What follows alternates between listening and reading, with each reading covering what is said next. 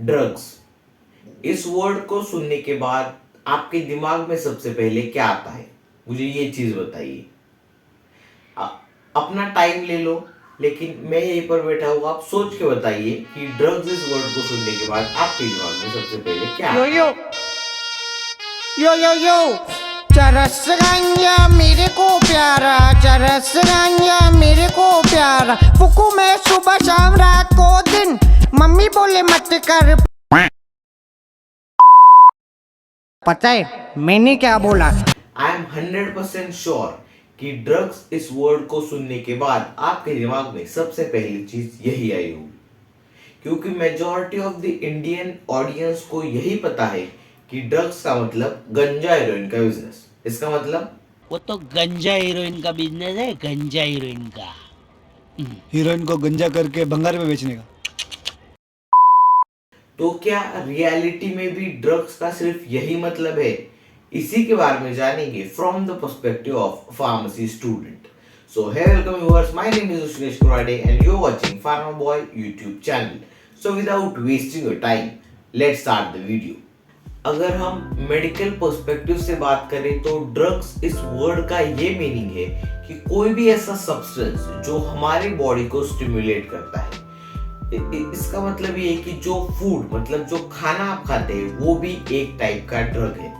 लेकिन Indian audience जो है उनके ऊपर फिल्मों का इतना ज्यादा इन्फ्लुएंस है कि ड्रग्स बोलने के बाद हमारे दिमाग में आते हैं चरस, गांजा, हीरोइन, ये सारी चीजें सिर्फ हमारे दिमाग में आती है। लेकिन हमको ये समझना जरूरी है, हमें खुद को एजुकेट करना जरूरी है कि ड्रग्स का मतलब ये है कि हमारे बॉडी को जो स्टिमुलेट करते हैं।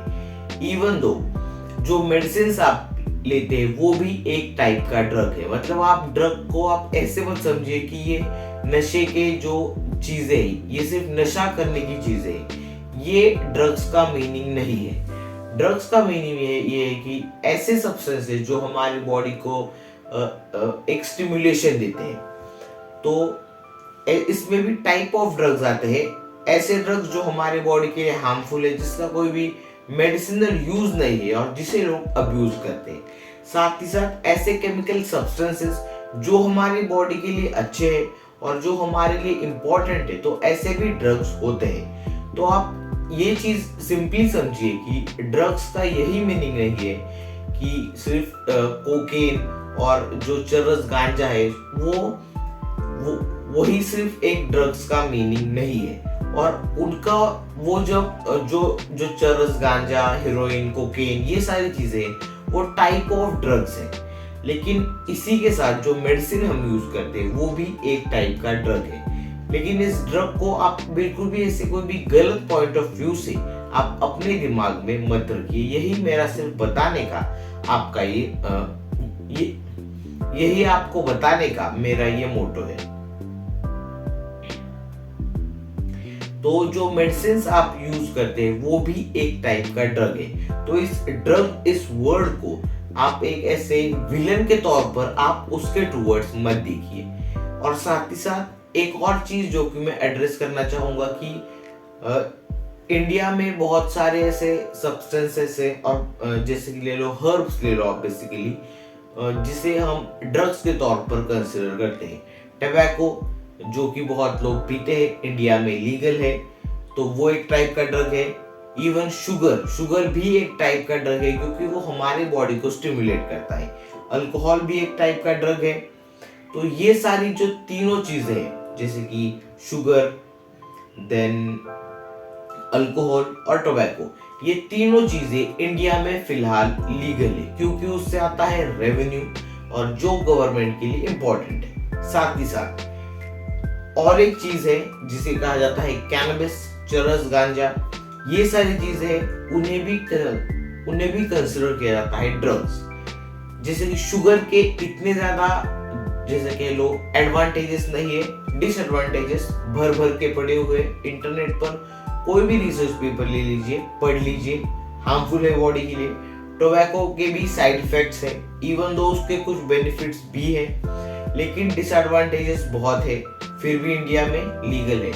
थर्ड जो है अल्कोहल, उसके भी कुछ एडवांटेजेस है, डिसएडवांटेजेस है, लेकिन डिसएडवांटेजेस की साइड पर वो ऑलवेज हैवी है, स्टिल इंडिया में लीगल है। ऑन द अदर हैंड हमारे इंडिया में बहुत ही सालों से यूज होने वाला नेचुरल हर्ब कैनबिस, जो कि इंडिया में काफी जगहों पर हमें ग्रो करने नहीं दिया जाता, वो इंडिया में बैन है, जिसके फिलहाल अभी कोई भी डिसएडवांटेजेस और कोई भी डेथ्स रिकॉग्नाइज नहीं हुए इसकी वजह से। लेकिन इसके इतने ज्यादा एडवांटेजेस है, स्टिल कुछ पॉलिटिकल कह लो और कुछ ऐसी चीजों की वजह से ये इंडिया में बैन है।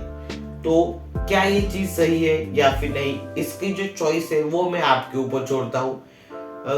काफी सारी चीजें होती है, गवर्नमेंट प्रेशर, इंटरनेशनल चीजों का प्रेशर, देन फार्मास्यूटिकल इंडस्ट्रीज के प्रेशर, इनकी बहुत सारी चीजों की वजह से ये सारी चीजें इंडिया में फिलहाल इलीगल है।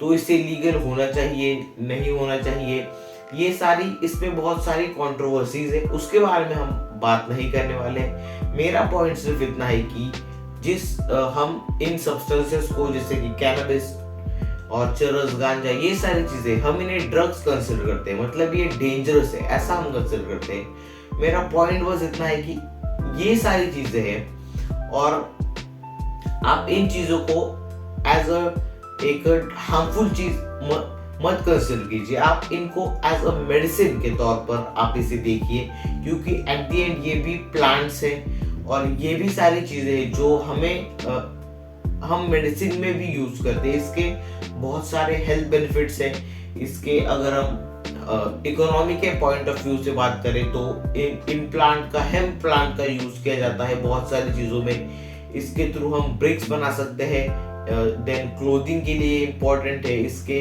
मेडिसिनल के भी इसके बहुत सारे यूजेस है। स्टिल ये इंडिया में बैन है, तो ये बैन के बारे में हम ज्यादा बात नहीं करेंगे। तो बस आज की वीडियो के लिए इतना ही। बताने का पॉइंट बस इतना है कि इन चीजों को आप ऐसे गलत पॉइंट ऑफ व्यू से मत देखिए। तो बस आज की वीडियो के लिए इतना ही, फिर मिलते हैं ऐसे एक नई वीडियो में। Till then keep watching pharma boy and finally thanks for watching.